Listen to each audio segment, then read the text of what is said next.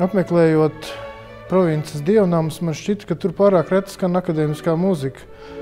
Un man radās doma, ka ļoti jauki būtu kādā svētdienas dienā pēc dievkalpojuma draudzes cilvēkiem noklausīties akadēmiskās muzikas koncertu, bet to nerīkot Rīgā, kādā no pierastajām baznīcām, bet aizbraukt kaut kur ārpus Rīgas un tiešām īstos laukos.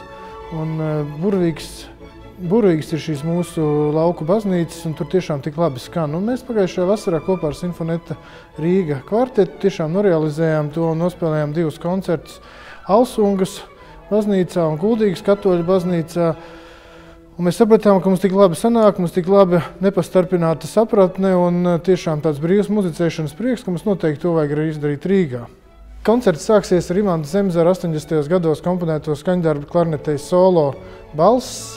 Otrs skaņdarbs, ko es izpildīšu kopā ar Sinfoneta Rīga, būs Artūra Grīnupa koncertīno klarnetei un stīga kvartetam. Diezgan reti atskaņots skaņdarbs, bet, manuprāt, nepelnīt aizmirsts. Manuprāt, ļoti labi raksturo to muzikas valodu un to stilu, kādā domāja muzikā un kā runāja muzikā Artūrs Grīnups, kurš pagājušajā gadā svinēja savu jubileju.